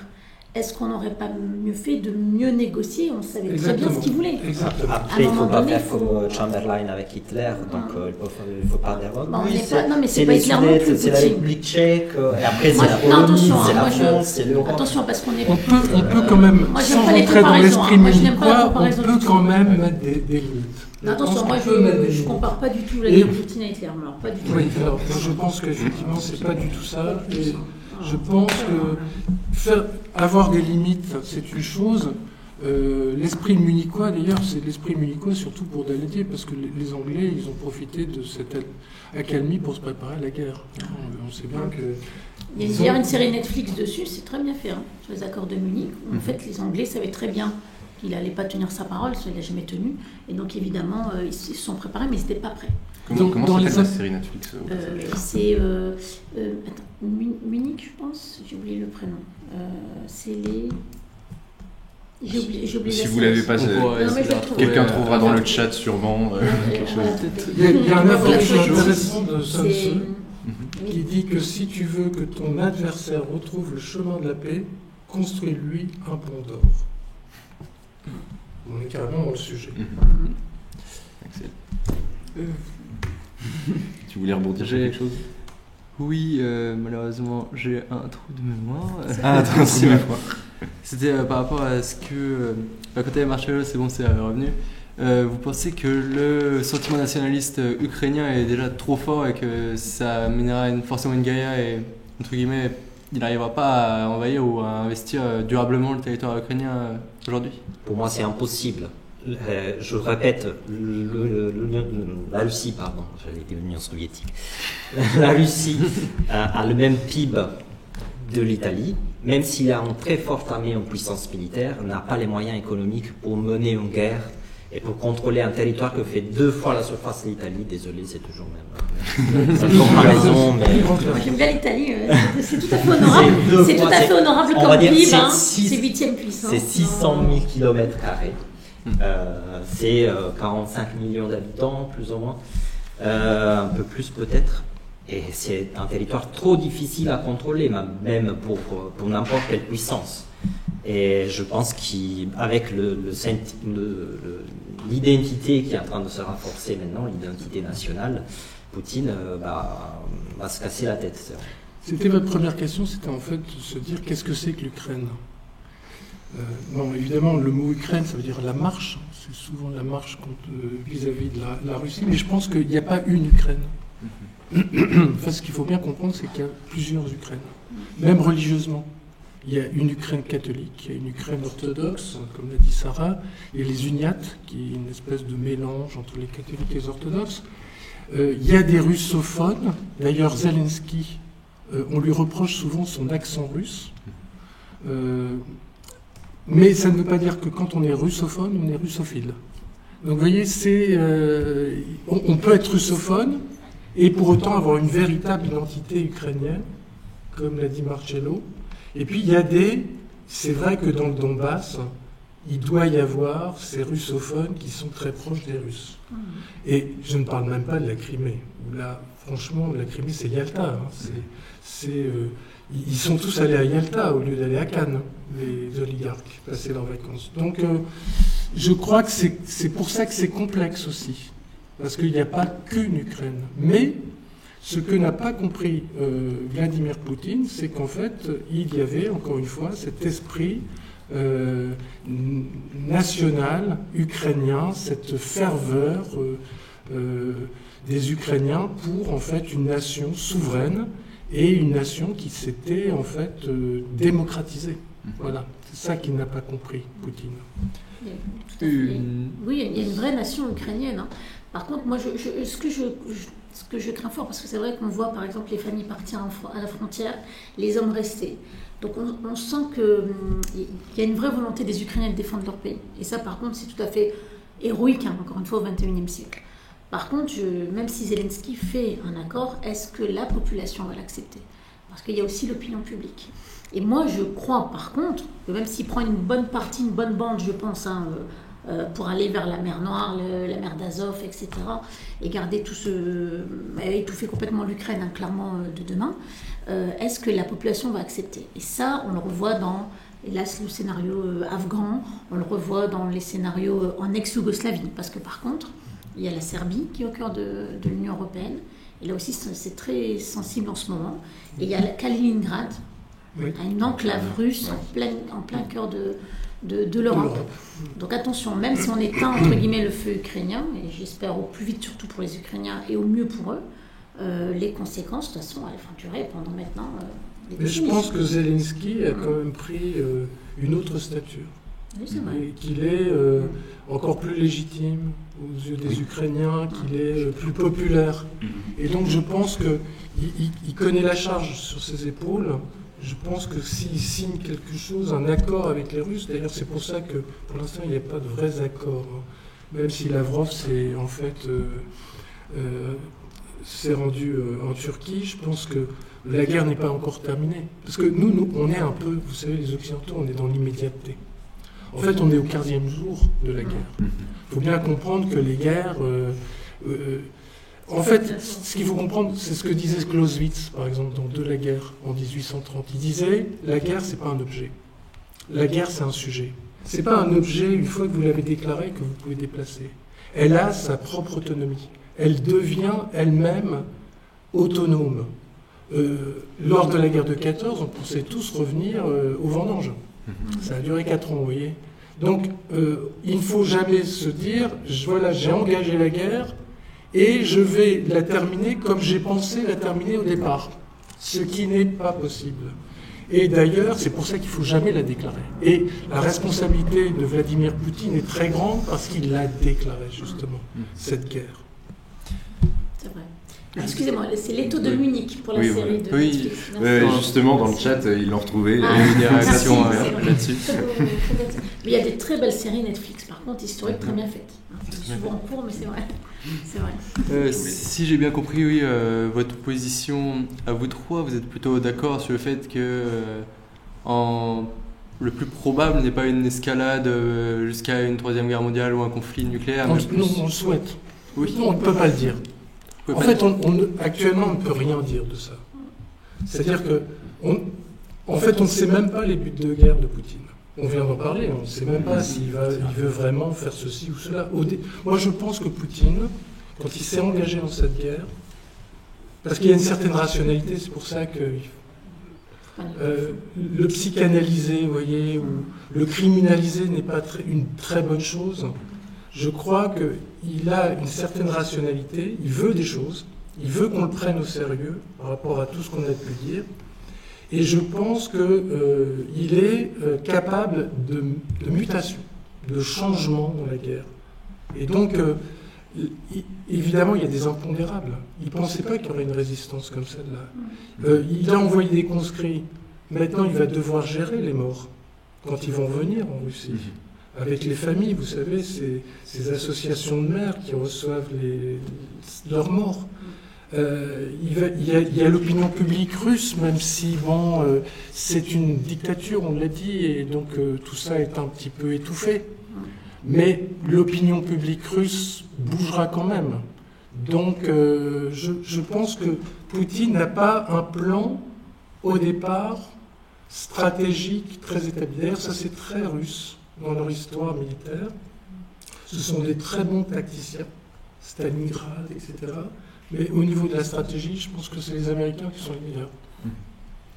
Un mot peut-être, Marcelo. J'ai reçu Otto von Bismarck, Oui, etc. je voulais rebondir C'est- juste un mot sur le fait que oui, on ne peut pas savoir parce qu'il ne faut pas oublier que pas mal d'analystes, de chercheurs ne s'attendaient pas à cette réaction russe. D'ailleurs, avait beaucoup plus de sens en 2014 qu'aujourd'hui. Bon, ça, c'est mon avis. Mais après, la Russie, c'est l'État, Vladimir Poutine, c'est le chef d'État qui s'est fait détruire 2 avions par la Turquie en Syrie, et il n'a rien dit. C'est celui qu'en 2008, par une guerre déclenchée par la Géorgie, n'a pas arrivé à Tbilissi, n'a pas osé arriver jusqu'à Tbilissi. Et donc, toutes les guerres où il s'est engagé étaient très très prudents. Il arrivait même à perdre des choses, avoir des prétextes pour faire la guerre contre la Turquie. Ils n'étaient pas d'accord sur la Syrie. Oui. Il aurait pu faire la guerre contre la Turquie. Il s'est fait tirer, il s'est fait détruire 2 avions. Et maintenant, en Ukraine, son attitude a un peu changé, on va dire. Oui, Sa c'est un stratégie. autre Poutine, disons. Oui. Donc on ne peut pas savoir s'il cherche ou s'il y a un prétexte pour déclencher une attaque à la Pologne ou je ne sais pas quoi. D'ailleurs, ramener les avions de la base de l'OTAN en Allemagne en Ukraine, c'était un très bon prétexte pour faire la guerre à l'OTAN. Donc on ne sait pas en fait. On ne peut pas dire oui, non. Après, il y a un principe de géopolitique, tout est possible. Donc, normalement, tous les scénarios, d'ailleurs, auraient dû être étudiés en amont. Je pense que certains scénarios n'ont pas été étudiés. Même les Européens ont été choqués par l'invasion de la Russie en Ukraine. Et ça a étonné tout le monde. Et d'ailleurs, c'est vrai qu'une question qu'on voudrait lui poser, c'est pourquoi il a fait ça, parce qu'il aurait pu faire autrement. Il aurait pu faire 100 fois autrement. Et je pense Voilà. que cette grande sidération dont parle Sarah, de l'Europe, mais aussi du monde, qui a été sidéré par cette attaque, eh bien, je pense que pour beaucoup d'Occidentaux, en fait, c'est l'idée que la guerre n'existerait plus, qu'elle avait disparu. Or, la guerre, elle ne disparaît pas. Comme disait Trotsky, si tu ne te soucies pas de la guerre, c'est la guerre qui va se soucier de toi. Et donc, on a pensé que la paix était en fait la norme. Mais non, la paix, c'est une exception. Et en fait, on est aussi dans des générations. C'est-à-dire que Poutine a connu la guerre. La guerre froide est un peu une espèce de 3e guerre mondiale. Il sait ce que c'est que la guerre. Tandis que nous avons peut-être trop facilement oublié qu'il y avait des guerres. Et c'est comme ça. La der des der, vous savez ce qu'on en dit. Alors après, encore une fois, on a cru que la paix était un acquis, parce que c'est vrai qu'il y a eu la construction de l'Union européenne, qui est un modèle d'ailleurs envié et copié par beaucoup de régions, dont l'Amérique latine, l'Asie, etc. Mais en tout cas, pour la paix, on oublie de dire qu'il y a toujours eu la guerre depuis 1945.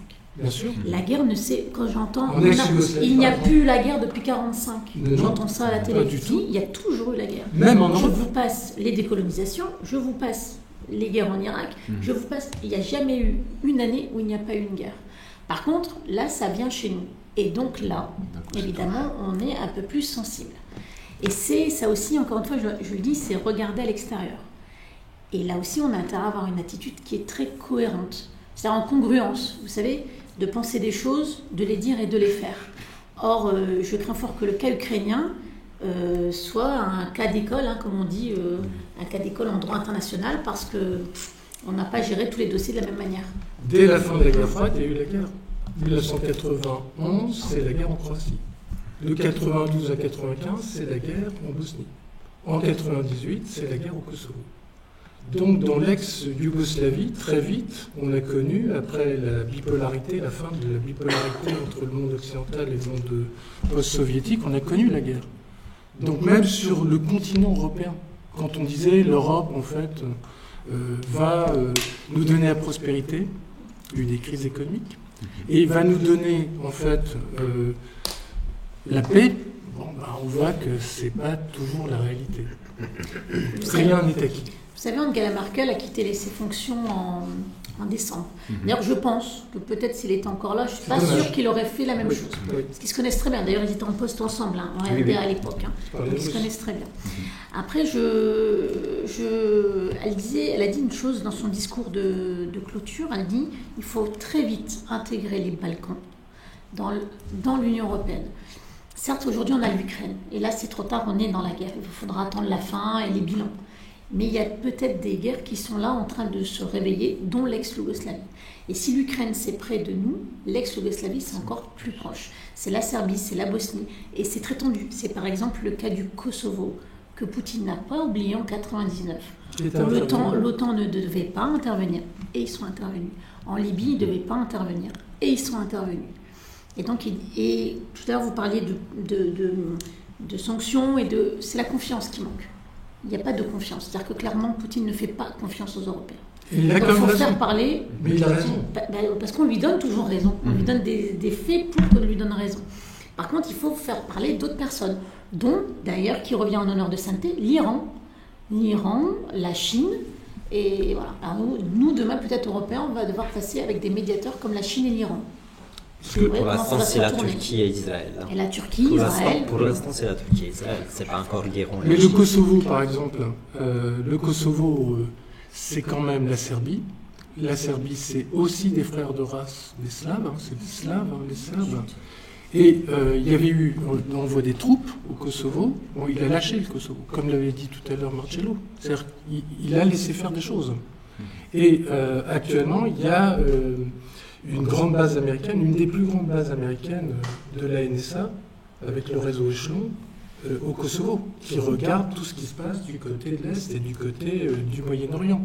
Donc il a laissé faire ça. Mais il ne veut pas ça, comme l'a dit Sarah, dans l'étranger proche. Fameuse théorie de l'étranger proche. Mais par contre, c'était jamais sur la table.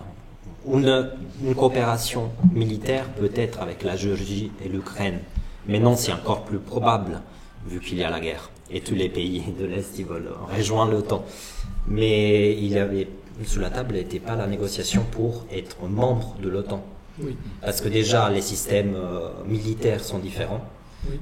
Les infrastructures militaires sont différents et intégrer les systèmes ukrainiens, géorgiens, c'est impossible pour l'OTAN, sauf des investissements énormes au niveau économique.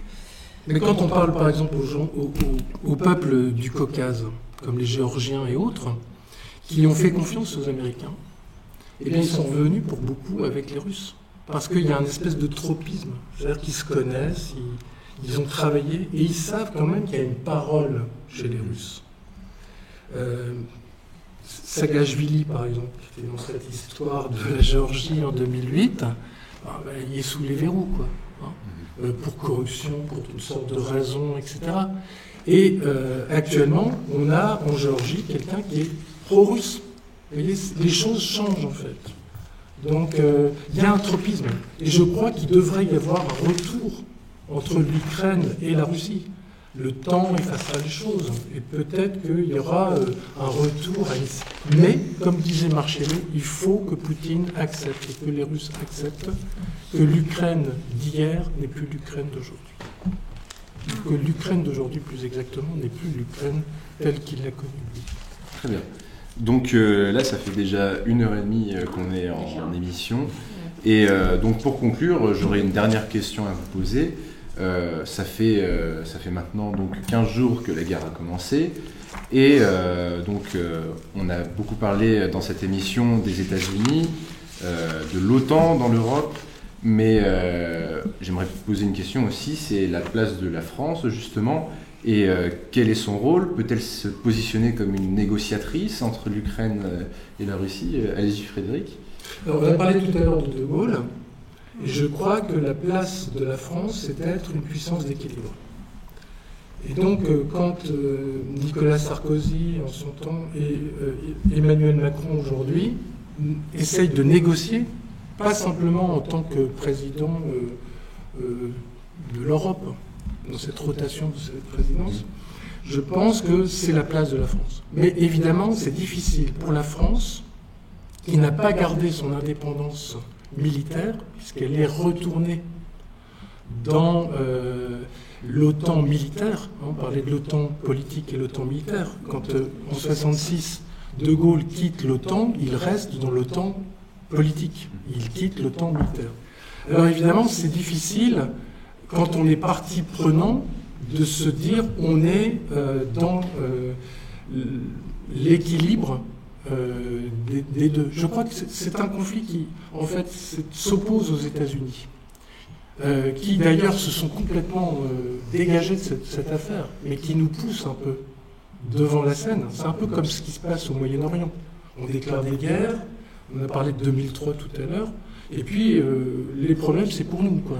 Et donc là, c'est un peu la même chose. Et la France avait ce rôle-là, et je crois qu'il faut qu'elle retrouve ce rôle-là. Mais si elle est partie prenante pour les Américains, elle ne jouera pas ce rôle. Très bien. Un avis, Sarah, peut-être? Oui, peut-être Marcello. Moi, je suis italien, je ne sais pas si je peux parler. Je suis peut-être un peu plus de parti. Mais en tout cas, j'ai l'impression que Macron, heureusement, mène de négociations pour le biais de l'Union européenne, heureusement, parce que je pense que c'est mieux de penser quelle place pour la France en Union européenne, sûrement en place de leadership dans le domaine militaire et de la défense, ça c'est vrai. Mais non, l'Allemagne va bientôt rejoindre ce rôle de leadership au niveau militaire. Et après, je pense et j'espère que les leaders politiques ils vont raisonner en fonction de quelle place de l'Union européenne, donc pas que de la France. Parce qu'après, la France, si on laisse négocier la France pour la France, on voit qu'il y a des intérêts qui sont un peu qui vont être touchés des autres pays de l'Union européenne. On l'a vu dans la coopération euro-méditerranéenne, on l'a vu dans la guerre en Libye, on l'a vu en Afrique. Moi, je ne le voyais pas comme ça. En fait, je voyais l'intervention de la France comme médiatrice. Alors, moi, j'irais même plus loin. La France devrait retrouver son rôle qu'elle a eu, entre autres François Mitterrand et Jacques Chirac, d'être au-dessus de la mêlée. D'être aujourd'hui ce que va prendre comme habit la Turquie dont on parlait, la Chine, ou peut-être même demain l'Iran, etc. C'est-à-dire d'être à un moment donné, aujourd'hui on n'aura que des victoires à la Pyrrhus, personne ne va gagner. C'est ça le pire, c'est que personne ne va rien gagner. Et je ne parle même pas des familles qui vont pleurer leur mort. Ça va être ça, on ne pourra rien faire. On peut reconstruire un bâtiment, on ne va pas refaire revivre les morts. Donc ça va être la première chose. Et évidemment, on est là dans la guerre, donc déjà on vit l'histoire immédiate, donc c'est un peu compliqué, comme vous le disiez. Tout est possible, on n'espère pas le pire, évidemment. Et j'espère qu'on va tirer des grandes leçons. Moi, je pensais que la pandémie, on allait être meilleur après la pandémie. Alors juste après, vous avez vu, n'oublions pas qu'il y a le contexte de pandémie. Et souvent, on l'oublie, parce que pendant la pandémie, la Russie et la Chine ont été très présentes en Afrique et en Asie, au Moyen-Orient. L'Italie a été soutenue, rappelez-vous, au tout début de la crise, non pas par des Européens, mais par des Russes et des Cubains. Voilà, et des Chinois. Ça, c'est la réalité. Vous savez, et l'opinion publique, la société civile, qu'on oublie. Vous avez raison, les Russes ne sont pas pour aller évidemment tuer leurs frères ukrainiens. La société civile, elle va être clé. Et je pense qu'aujourd'hui, on le voit même dans les contextes de nos démocraties, à un moment donné, il y a un gap entre la société civile et les dirigeants. Et je pense que de plus en plus de gens, d'où les réseaux sociaux, etc., essayent d'aller vers d'autres idées. Et je pense qu'il y a un problème de gouvernance. En Europe, il y a un problème de gouvernance. Et j'espère qu'on va en tirer des leçons. Donc peut-être, non pas créer une armée européenne, parce qu'il faudrait une souveraineté pour ça, mais peut-être une alliance, on pourrait faire à l'OTAN européen. Mais il faudra un découplage quand même. le Charles de Gaulle. Voilà. Ça c'est clair, il va falloir le découplage. Et là, on peut devenir médiateur. Oui, voilà. Là, on aurait... On est d'accord, il faut travailler, il faut négocier pour l'Union européenne. Il faut travailler pour l'Union européenne. Il faut connaître pour qui on joue en même temps. En fait, la France peut faire les bons offices. Voilà. D'autant qu'elle est dans la présidence et, comme tu l'as dit, elle est aussi la puissance, la seule vraiment puissance, puisque l'Angleterre a quitté l'UE, la seule vraie puissance militaire de l'Europe pour l'instant. La France a un grand soft power, c'est le français, c'est la langue du droit international, on est au Conseil de sécurité, on a énormément d'atouts, on a des notions culturelles, on a des liens très forts avec beaucoup de pays, même nos anciennes colonies, etc. etc. Donc voilà, c'est aujourd'hui, je pense qu'il faut essayer de faire attention. Par exemple, il faut faire attention quand on envoie des troupes, par exemple, des troupes françaises sous l'uniforme otanien à la frontière de, je crois, la Roumanie ou La Roumanie. La Roumanie. C'est la Roumanie. Parce qu'un soldat français, excuse-moi Marcello, mais c'est pas comme un soldat italien ou un soldat belge. Parce que la France détient l'arme atomique. Et donc, pour les Russes, ça peut être une mauvaise interprétation. Et donc, on a le feu. D'ailleurs, le feu nucléaire français est dans son autonomie. Le président de la République n'a pas besoin de demander son avis aux Américains et à qui que ce soit. Et donc, c'est dangereux. Je crois qu'il faut, comme tu le disais tout à l'heure, il faut faire attention à ce qu'on dit, il faut faire attention à ce qu'on fait. Et je crois que la priorité, c'est... Il n'y aura pas de vrai... un bon deal, c'est lâcher quelque chose. Il va falloir lâcher quelque chose avec Poutine, mais il faut retrouver la table des négociations, parce que plus personne ne veut de ces guerres. D'ailleurs, il faut que les Ukrainiens, on arrête cette guerre pour eux, c'est la première priorité. Mais il y a des choses sur lesquelles on n'a pas à lâcher, mais il faut négocier. Il faut négocier. Oui, négocier c'est toujours très important. D'ailleurs, Macron et Poutine, ils s'appellent presque tous les jours. Vous savez, moi j'aurais aimé qu'on ait l'intelligence de ce dialogue bien avant. Moi en tant que géopoliticienne, et d'ailleurs ça va être dans mon cours évidemment de nos semestres, vu même nos études, etc., vu aussi qu'on connaît tous les mécanismes, FMI, Banque mondiale, enfin, les organisations, il y en a plein au niveau de l'international où on aurait pu mettre X pression bien avant. Comment on en est arrivé là? Ça, c'est pas possible. Et d'ailleurs, si ça s'est passé là, attention, ça peut donner des idées à d'autres. Quand demain, il y aura un régime autoritaire en Amérique latine ou au Moyen-Orient qui aura les mêmes idées, se voulant être Poutine sans l'être, là, on risque d'avoir des problèmes. Qu'est-ce qu'on fait avec la Chine? Qu'est-ce qu'on fait demain? Et qu'est-ce qu'on fait demain avec les autres? Ils ont commencé des manœuvres d'ailleurs en Chine, il me semble. Ah oui. Oui, il y a des manœuvres. Vous savez qu'il y a des manœuvres entre les Russes depuis des années, entre l'armée russe et l'armée chinoise, comme il y a des manœuvres entre l'armée allemande et l'armée française. D'ailleurs, je conseille à nos auditeurs, téléspectateurs, Zapad 2021. Il y a des opérations organisées par la Russie, avec entre autres tous leurs alliés. Et c'est des opérations militaires, on dirait des films, et c'est diffusé. Et donc on voit bien qu'il y avait bien une force, il y avait des mouvements, et donc ça fait en vérité depuis 2014, on sait qu'il allait se passer quelque chose. Oui, ça n'a pas très bien marché en Ukraine par contre. Ces exercices militaires. Vous savez, il y a toujours, et ça c'est ce que l'histoire nous dit. Les alliés militaires, en plus, ils se sont refusés, comme le Kazakhstan, d'intervenir. Mais Marcello, vous savez ce que l'histoire nous apprend? C'est qu'il y a le facteur humain dans la sociologie. Et d'où les résistants. Qui aurait pensé que De Gaulle allait partir à Londres et résister, et etc. Attention, l'humain, il est extraordinaire, l'humain. Et c'est pour ça que je vous ai dit, le peuple ukrainien, c'est une vraie nation. Et ça, Poutine doit le comprendre. Même si c'est difficile, le divorce va être difficile. Après, c'est vrai qu'il faut continuer à négocier, mais on ne peut pas exclure le fait que Poutine ou la Russie, ils tombent dans un défaut. D'ailleurs, ils vont être un défaut technique bientôt, début avril. Ils vont être un défaut technique financier. Parce que c'est une opération, il paraît que certains militaires m'ont dit que c'est une opération qui avait été préparée depuis 3 ans. Oui. Donc des bruits de bottes depuis déjà bien longtemps. Très longtemps. Axel. Je vais me permettre bien sûr. de finir. Tout d'abord, je vous remercie tous les trois pour toutes les informations que vous nous avez apportées et votre expertise. Ma dernière question pour venir, c'est juste, est-ce que vous auriez des conseils, des thèmes, des sites internet, je ne sais pas, pour nos viewers qui nous regardent, s'ils veulent continuer à en apprendre sur le sujet? Sur l'Ukraine? Sur l'Ukraine, oui. Moi, je vous conseillerais, si je peux me permettre, au niveau des médias, France 24, TV5 Monde, et je dis toujours à mes étudiants, toutes les sources sont bonnes dans l'absolu, il y a une traçabilité, etc., mais il faut croiser les sources. Je pense qu'à un moment donné, il faut ouvrir son esprit, il faut prendre de la hauteur, et il ne faut pas confondre vitesse et précipitation.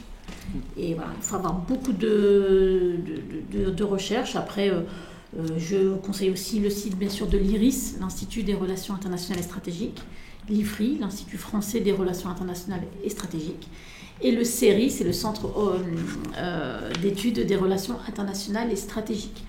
3 grands laboratoires de pensée qui, d'ailleurs, donnent des études à tous les pays du monde. Il faut savoir que la France, elle est très forte en analyse et en géopolitique.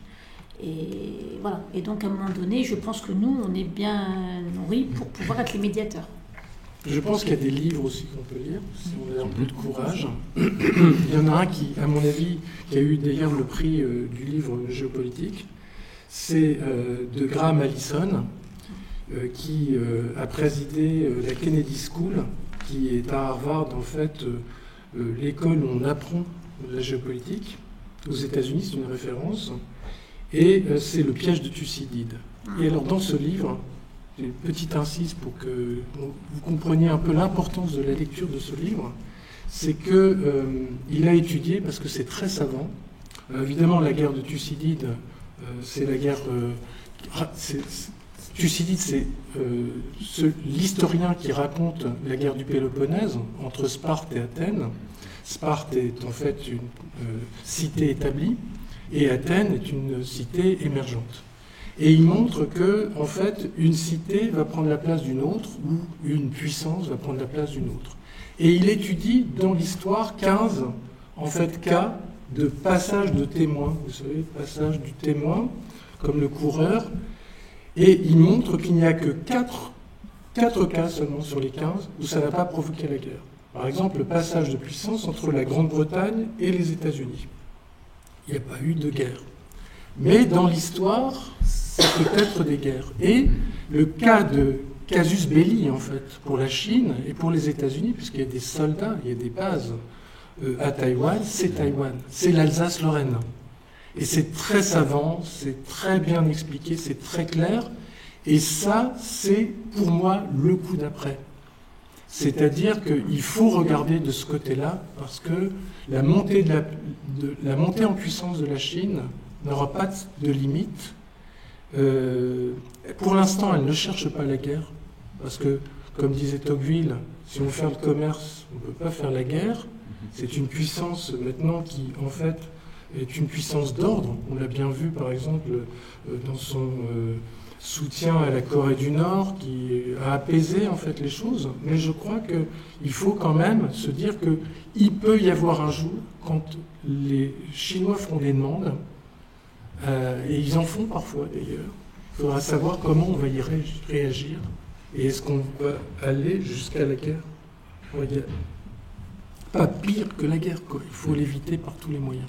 Vous avez dit le piège de Thucydide ? Le piège de Thucydide, le premier historien grec, le premier historien tout court.